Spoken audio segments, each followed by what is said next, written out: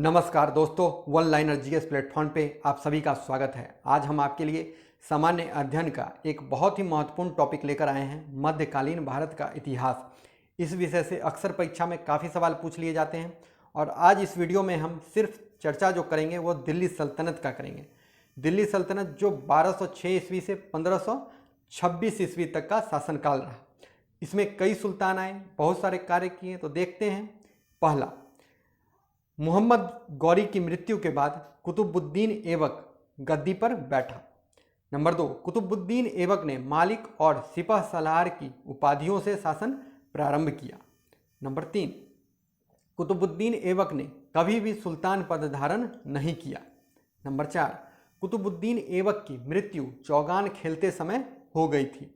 Number 5, Iltutmish को गुलामों का गुलाम कहा जाता है। नंबर 6, इल्तुतमिश ने दिल्ली को राजधानी बनाया था। नंबर 7, इल्तुतमिश ने 40 तुर्क अमीर तथा गुलामों के दल को संगठित किया, जिसे तुर्क ए चहलगानी या चालीसा दल कहा जाता था।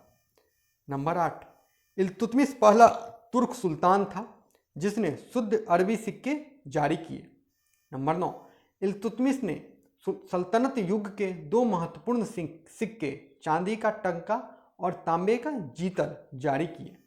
आगे देखते हैं। नंबर 10, इल्तुतमिश ने कुतुबुद्दीन ऐबक द्वारा प्रारंभ कुतुब मीनार का निर्माण पूर्ण करवाया। नंबर 11, इल्तुतमिश के शासनकाल में मंगोल शासक चंगेज खां का आक्रमण हुआ था। नंबर 12, इल्तुतमिश की पुत्री का नाम रजिया सुल्तान था। नंबर 13, बलबन ने ईश्वर के प्रतिनिधि को नायाब ए खुदाई का दर्जा दिया था। नंबर 14, बलबन ने दीवान ए आरिज नामक सैन्य विभाग की स्थापना की।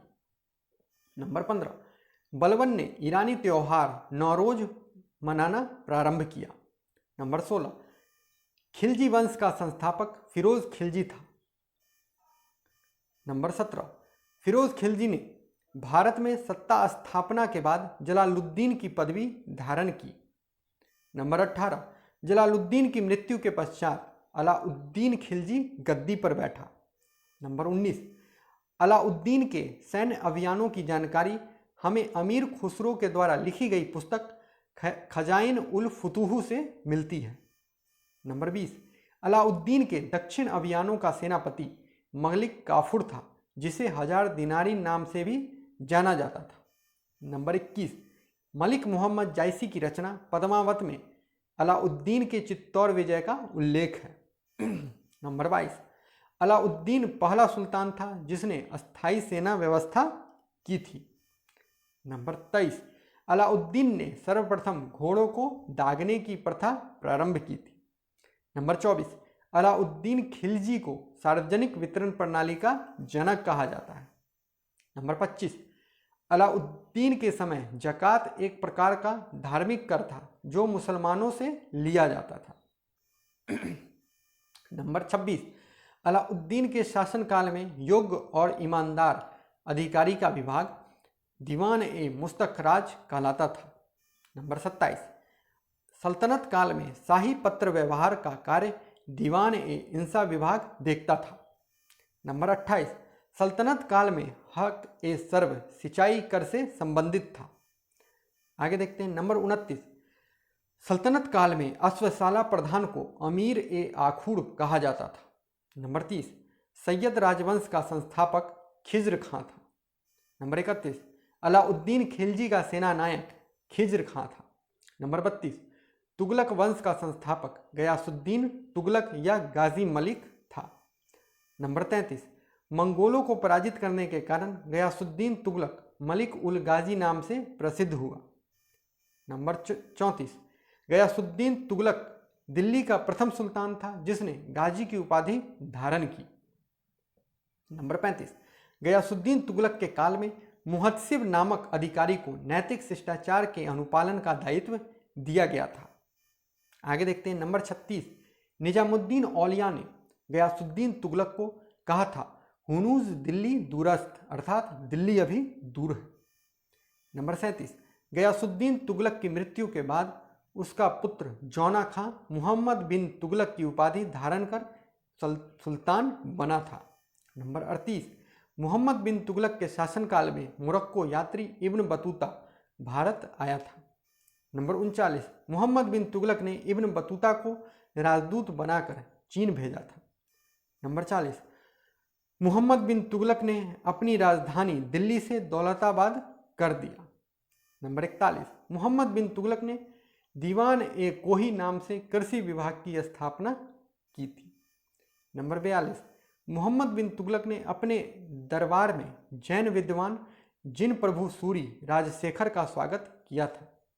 नंबर 43, मोहम्मद बिन तुगलक दिल्ली का पहला सुल्तान था जिसने हिंदुओं के त्यौहार मुख्यतः होली में भाग लेता था।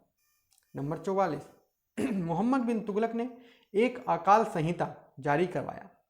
नंबर 45, मोहम्मद बिन तुगलक की मृत्यु के पश्चात उसका चचेरा भाई फिरोज तुगलक दिल्ली के सिंहासन पर बैठा। नंबर 46, फिरोज शाह तुगलक ब्राह्मणों पर जजिया कर लगाने वाला प्रथम सुल्तान था। नंबर 47, फिरोज तुगलक ने अपनी आत्मकथा फुतुहात ए फिरोज शाही लिखी।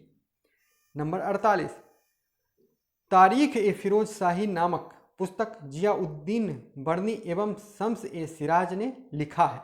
नंबर 49, फिरोज शाह तुगलक के समय दारुल शफा राजकीय अस्पताल कहलाता था। नंबर 50, फिरोज शाह तुगलक ने गरीबों के लिए दान विभाग की स्थापना की जिसे दीवान ए खैरात कहा जाता था। नंबर 51, फिरोज शाह तुगलक ने दासों के लिए दीवान ए बंदेगान की स्थापना की थी। नंबर 52, फिरोज तुगलक को नहर प्रणाली का जनक कहा जाता है। नंबर 53, फिरोज शाह तुगलक द्वारा फतेहाबाद, हिसार, फिरोजपुर, जौनपुर और फिरोजाबाद नगर बसाए गए।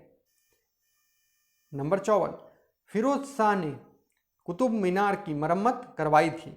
नंबर 55, फिरोज शाह तुगलक द्वारा अशोक के 2 स्तंभों को मेरठ एवं टोपरा से दिल्ली लाया गया। नंबर 56, फिरोज शाह तुगलक को मध्यकालीन भारत का पहला कल्याणकारी निरंकुश शासक कहा गया है।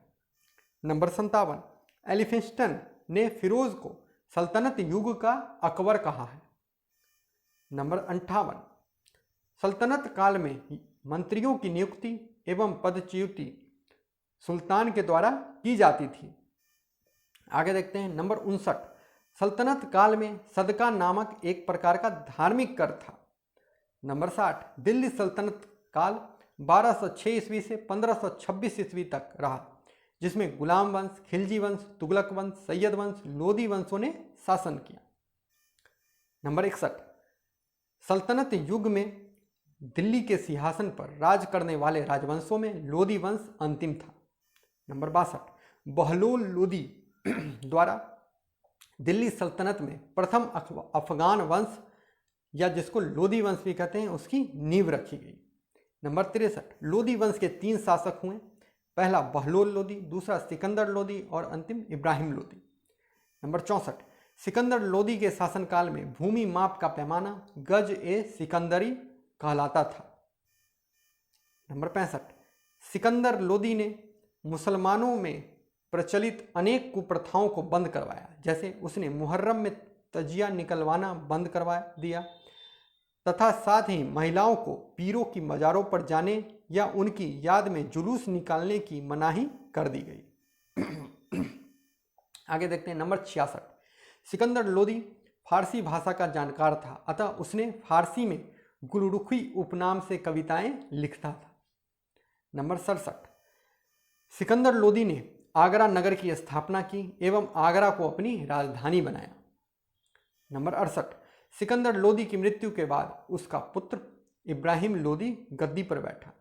नंबर 69, लाहौर के राज्यपाल दौलत खान और इब्राहिम लोदी के चाचा आलम खान लोदी ने इब्राहिम से असंतुष्ट होकर काबुल के शासक बाबर को दिल्ली पर आक्रमण के लिए आमंत्रित किया।